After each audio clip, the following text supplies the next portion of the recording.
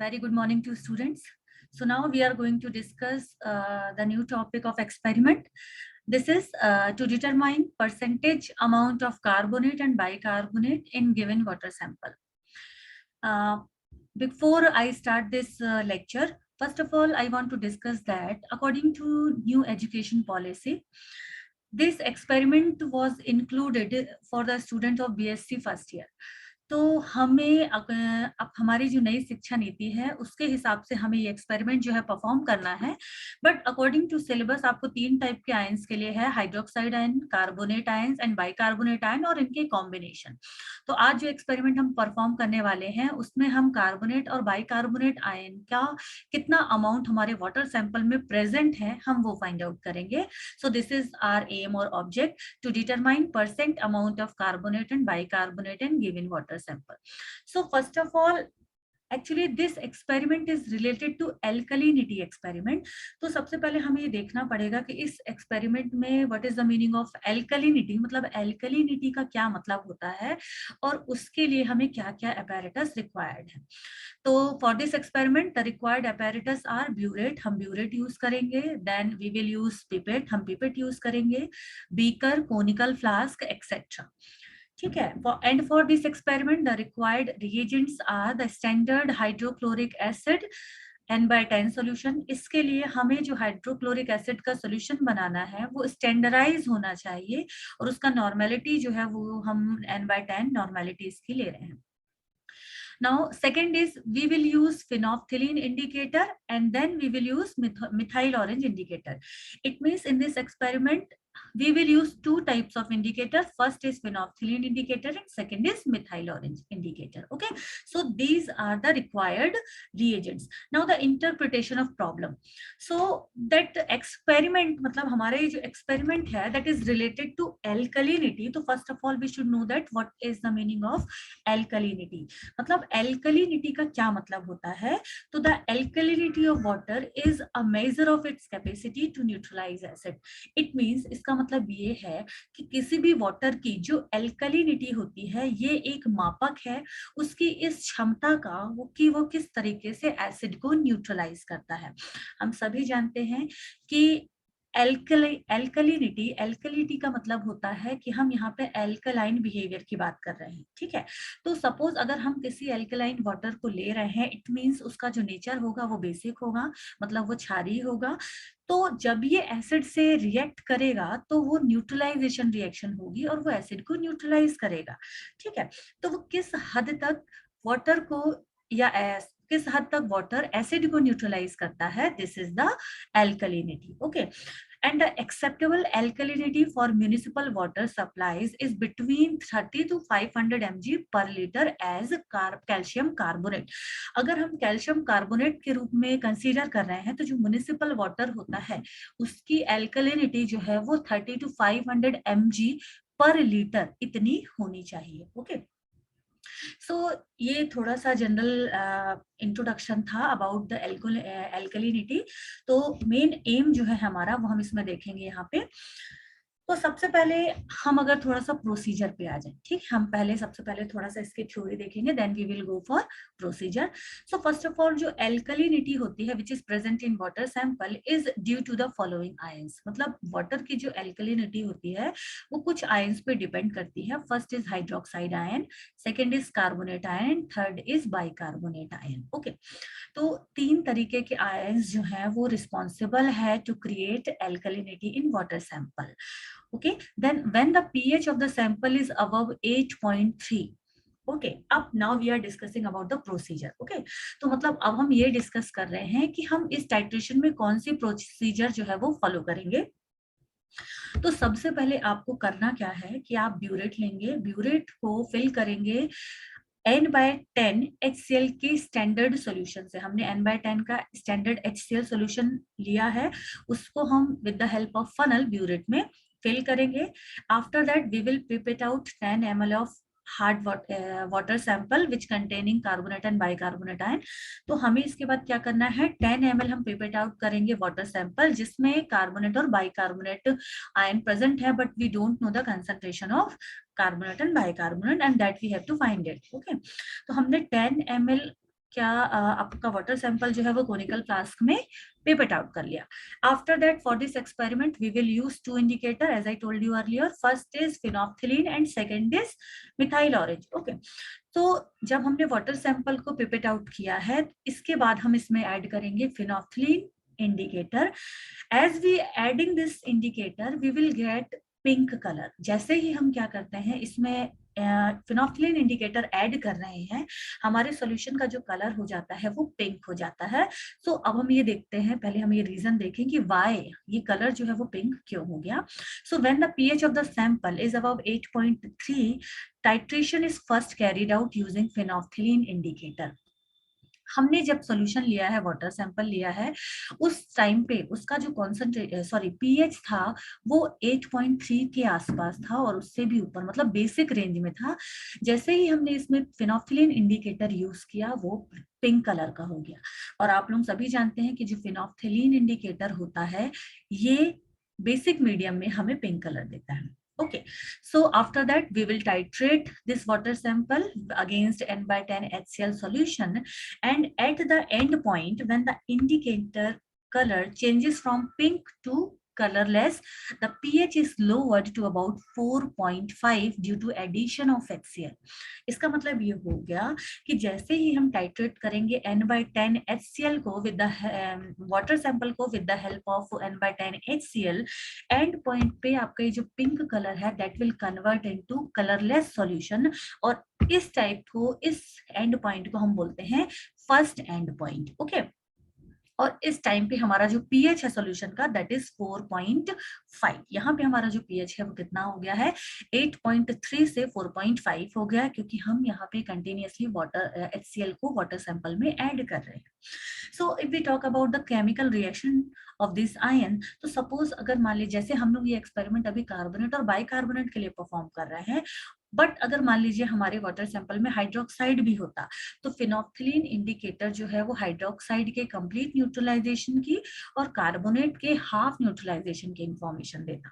ठीक है, तो हाइड्रोक्साइड जो है वो H+ से रिएक्ट करके H2O बनाएगा और कार्बोनेट जो है वो H+ से रिएक्ट करके बाइकार्बोनेट बनाएगा. दैट मीन्स जो OH है that will completely neutralise and carbonate जो है वो हमारा हाफ न्यूट्रलाइज होगा. और दिस इंफॉर्मेशन जो है वो किसके द्वारा दी जाएगी, फिनोप्थिलीन इंडिकेटर के द्वारा. ठीक है, तो इस प्रोसेस में हमने सबसे पहले क्या किया, हमने वाटर सैंपल लिया, 10 ml पिपेट आउट किया, उसमें हमने फिनोप्थिलीन इंडिकेटर ऐड किया. After adding phenolphthalein indicator we will get pink color due to the pH is between 8.3 to 8.6. okay, after that we will titrate, हम titrate करेंगे against n by 10 HCl solution, and at the end point we will get this colorless solution and we have to note down this end point. ठीक है, तो हमें उस value को note down करना है. And this is the chemical reaction. Now इसके बाद हमें क्या करना है, इसके बाद फर्स्ट एंड पॉइंट के बाद हम इसमें ऐड करेंगे 1 ड्रॉप मिथाइल ऑरेंज. हमें उस सॉल्यूशन को फेंकना नहीं है, उसी सॉल्यूशन में जो हमने पहले लिया है उसी में कंटिन्यू करेंगे. हम 1 ml उसमें 1 ड्रॉप हम उसमें मिथाइल ऑरेंज ऐड करेंगे, और जैसे ही आप उसमें मिथाइल ऑरेंज ऐड करते हैं आपको लाइट येलो कलर का सॉल्यूशन मिलेगा. सेम प्रोसीजर फॉलो करते हुए हम उस सॉल्यूशन को फिर से n by 10 के सॉल्यूशन HCl से टाइट्रेट करेंगे, और जिस पॉइंट पे आपका लाइट येलो कलर जो है रेड ऑरेंज में कन्वर्ट हो जाए that will be your second end point. Okay, वो जो है वो हमारा सेकेंड एंड पॉइंट होगा. तो इस एंड पॉइंट पे जो हमारी न्यूट्रलाइजेशन रिएक्शन होती है उसमें बाइकार्बोनेट, जो भी कार्बोनेट जो है वो कन्वर्ट हुआ था हमारा बाइकार्बोनेट में, और जो एक्स्ट्रा हमने बाइकार्बोनेट उसमें ऐड किए हुए सॉल्यूशन में वो टोटली कन्वर्ट हो जाते हैं H2CO3 में, और after adding H+ that will convert into H2O and CO2. So this is the complete reaction of bicarbonate. Okay, so अब हम डिफरेंशिएट कर सकते हैं the alkalinity up to this point. Phenolphthalein point is known as phenolphthalein alkalinity, और जो हम methyl orange के साथ हम एल्कलिनिटी फाइंड कर रहे हैं this is methyl orange alkalinity. Okay, so अब एक चीज और, जैसे मैंने आपको बताया था कि एल्कलिनिटी इन 3 आयंस के कारण होती है और इनके कॉम्बिनेशन में भी होती है. ठीक है, तो ये आयंस जो है या तो एक अकेले हूँ या फिर कॉम्बिनेशन में प्रेजेंट हूँ, but the possibility of OH minus and HCO3 minus existing together is ruled out. ठीक है, मतलब ये क्या होगा कि कभी भी हाइड्रोक्साइड आयन और बाइकार्बोनेट आयन को हम कॉम्बिनेशन में नहीं ले सकते, बिकॉज अगर ये दोनों आपस में रिएक्ट करेंगे तो they will create carbonate ion. Okay, so existence of all three ions together is not possible.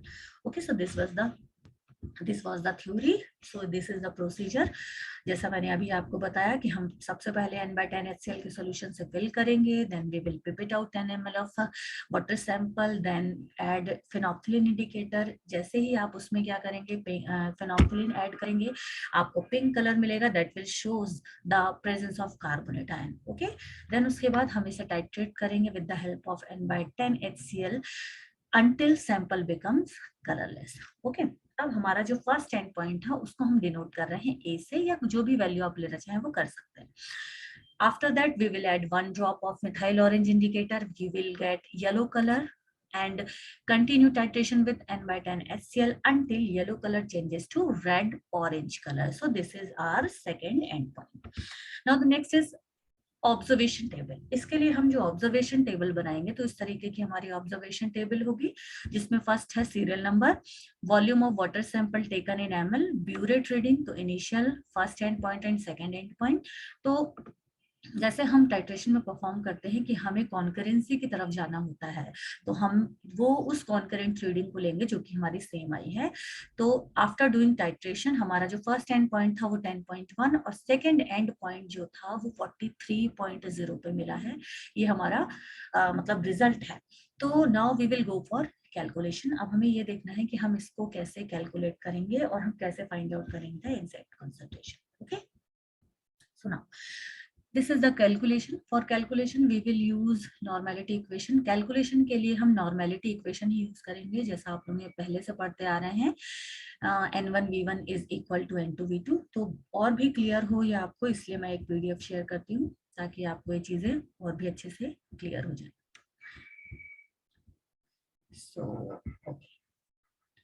Okay, so this is the PDF. Okay, इस पीडीएफ में आप क्लियरली ये देख सकते हो कि हम किस तरीके से कैलकुलेशन करेंगे for carbonate and bicarbonate. Okay, so here I am writing the observation table. यहाँ मैंने ऑब्जर्वेशन टेबल लिखा है। फर्स्ट जो है वॉल्यूम, जैसे मैंने अभी आपको बताया, serial number, then okay, so this is serial number. Second is volume of water sample taken, burette reading, initial, then final में आपका first end point and second will be your second end point. Okay, so now we will go for calculation. तो सबसे पहले हम करेंगे calculation for carbonate ion. हमें सबसे पहले कैलकुलेशन जो है वो कार्बोनेट आयन के लिए करना है कि कार्बोनेट आयन का अमाउंट हमारे वाटर सैंपल में कितना प्रेजेंट है। ओके, बट कैलकुलेशन स्टार्ट करने के लिए जैसे मैंने अभी आपको बताया कि हम नॉर्मेलिटी इक्वेशन को यूज करेंगे। We will use normality equation and the normality equation is N1V1 is equal to N2V2. Okay, and here N1V1 is for water sample and N2V2 is for HCl. ठीक है, यहाँ पर हम जो N1V1 ले रहे हैं ये वाटर सैंपल के लिए है, जबकि N2V2 जो है वो HCl के लिए है, जिसकी नॉर्मेलिटी N/10 है। ठीक है, और सिंपल 0.1 हम लिख सकते हैं। ओके, सो अब N1V1 मतलब वाटर सैंपल, तो हमें वाटर सैंपल की नॉर्मेलिटी फाइंड आउट करनी है, इसलिए N1। हम इसका वॉल्यूम जो है वो 10 ml ले रहे हैं, इसलिए 10 ml is equal to N2 जो HCl है उसका हमने जो नॉर्मेलिटी लिया that is 0.1 and V2 is the volume of HCl used to complete neutralisation of carbonate. Okay, तो यहाँ पे ये चीज आपको समझना पड़ेगा कि HCl का कितना वॉल्यूम कार्बोनेट के कंप्लीट न्यूट्रलाइजेशन के लिए यूज हुआ, हमें वो वैल्यू लिखनी है। ओके, तो सबसे पहले फिर से हम अपनी ब्यूरेट रीडिंग की तरफ जाएंगे। तो हमारा जो फर्स्ट एंड पॉइंट था वो हमें 10.1 पे मिला था। ओके, और सेकंड एंड पॉइंट जो था वो हमें 43 पे मिला था। तो अब देखिए, जैसे मैंने आपको केमिकल रिएक्शन बताई थी कि केमिकल रिएक्शन में कार्बोनेट का जब हम टाइट्रेशन करते हैं कार्बोनेट का अगेंस्ट HCl, तो कार्बोनेट जो है that converts into bicarbonate. It means यहाँ पर कार्बोनेट का कंप्लीट न्यूट्रलाइजेशन नहीं हुआ। यहाँ पे जो आपको वैल्यू मिलती है फिनोल्फथलीन इंडिकेटर की, वो सिर्फ इसके लिए मिलती है कि कार्बोनेट बाइकार्बोनेट में कन्वर्ट हुआ है, टोटल हमें इंफॉर्मेशन इसमें नहीं मिलती। ठीक है, तो सपोज अगर आपको 10.1 वॉल्यूम लग रहा है to convert carbonate into bicarbonate, तो बाइकार्बोनेट को H2O और CO2 में कन्वर्ट होने के लिए भी इतना ही वॉल्यूम लगेगा। तो इसलिए जो हमारा वॉल्यूम हो जाएगा of HCl used to complete neutralisation of carbonate will be 2V2, है ना, डबल, मतलब हमें जो 10.1 मिला है उसका डबल हमें कंप्लीट न्यूट्रलाइजेशन के लिए लगेगा, इसलिए ये हो जाएगा हमारा 20.2 ml। तो हम यहाँ पे V2 जो है HCl का वॉल्यूम वो क्या लिखेंगे 20.2, और इसके बाद इस फॉर्मूले से हम N1 कैलकुलेट कर लेंगे। सिंपल कैलकुलेशन है, आप N1 को निकाल लीजिए, तो आपको जो N1 की वैल्यू मिलेगी दैट विल बी 0.202। तो इसका मतलब ये है जो हमने वाटर सैंपल लिया है, हम कैलकुलेशन कार्बोनेट के लिए कर रहे हैं, तो उसका जो नॉर्मेलिटी आया है that is 0.202। Okay, now the next formula is, अब नॉर्मेलिटीज की हेल्प से we can find out the strength of carbonate. हम स्ट्रेंथ की कार्बोनेट की स्ट्रेंथ फाइंड आउट कर सकते हैं with the help of normality. तो फॉर्मूला जो है कार्बोनेट का स्ट्रेंथ का that is normality into equivalent weight, है ना, नॉर्मलता गुणित तुल्यांकी भार, ये इसका क्या होता है सांद्रता का फॉर्मूला होता है। तो नॉर्मेलिटी हमने जस्ट अभी फाइंड आउट की 0.202, और इक्विवेलेंट वेट जो सोडियम कार्बोनेट का होता है, क्योंकि हमने जो सॉल्यूशन है सोडियम कार्बोनेट से बनाया है, तो इसका इक्विवेलेंट वेट होता है 53। तो यहाँ से आप मल्टीप्लाई करेंगे तो आपको जो आंसर मिलेगा कार्बोनेट का सांद्रता का वो मिलेगा 10.706 ग्राम्स पर लीटर। हमारी जो वैल्यू आई है ग्राम्स में आई है, इट मींस हमारा जो कार्बोनेट की स्ट्रेंथ है वो वाटर सैंपल में इतनी आई। Okay, now then we will go for calculation of bicarbonate. हमने अभी तक कैलकुलेशन जो है वो किसके लिए की, हमने कार्बोनेट के लिए की, अब हम बाइकार्बोनेट के लिए करेंगे, है ना।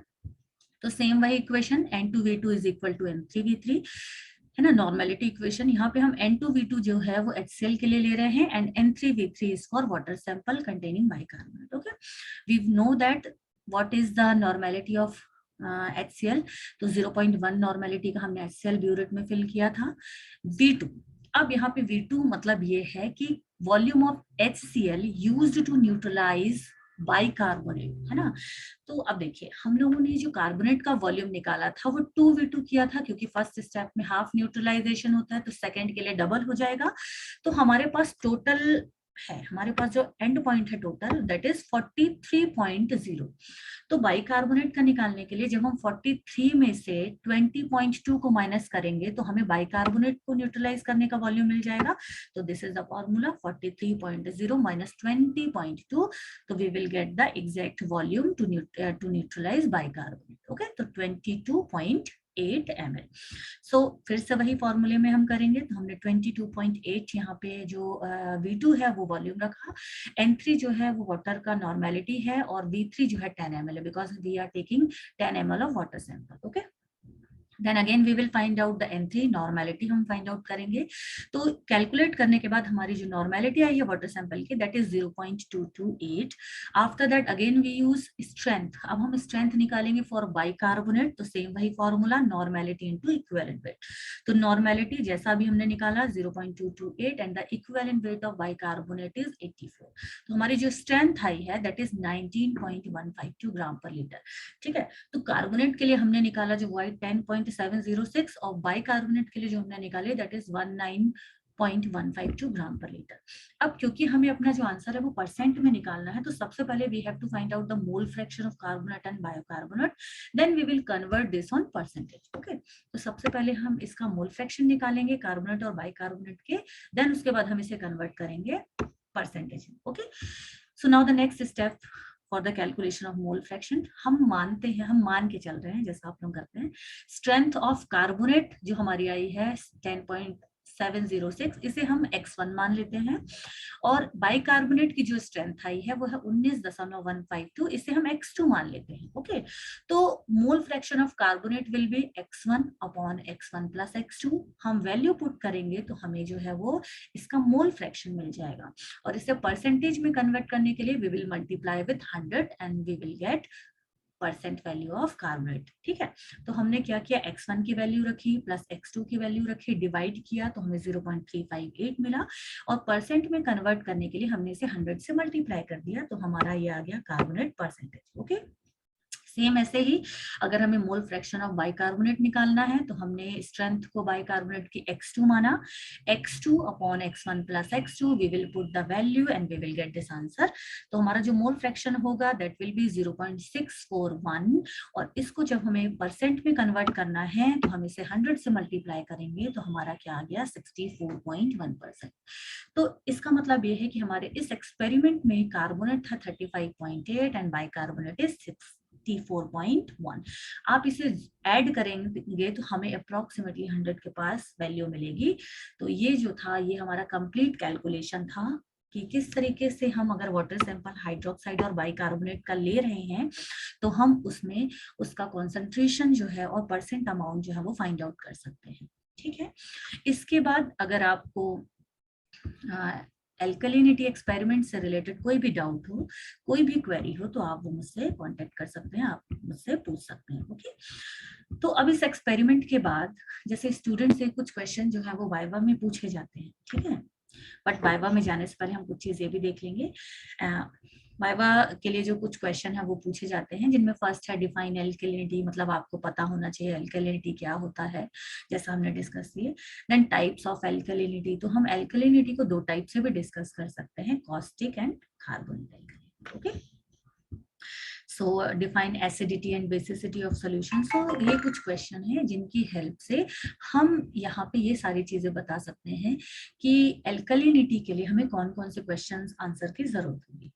Then why two indicators are used in this practical, ये सबसे कॉमन क्वेश्चन है और मोस्ट इंपॉर्टेंट क्वेश्चन इज कि क्यों हम यहाँ पे दो इंडिकेटर को यूज कर रहे हैं। ओके, सो आंसर बहुत सिंपल है कि when the pH of the solution is above 8.3 phenolphthalein is added which shows color changes from pink to colorless, है ना। आप सभी जानते हैं कि फिनोल्फथलीन बेसिक मीडियम में हमें कलर देता है और सेम ऐसे ही मिथाइल ऑरेंज जो है वो हमें एसिडिक कलर में देता है। तो इसलिए हमने इन दोनों इंडिकेटर्स को अपने रिएक्शन में या टाइट्रेशन में यूज किया है। ठीक है, आपका जो टाइट्रेशन था दिस इज एसिड बेस और न्यूट्रलाइजेशन टाइट्रेशन।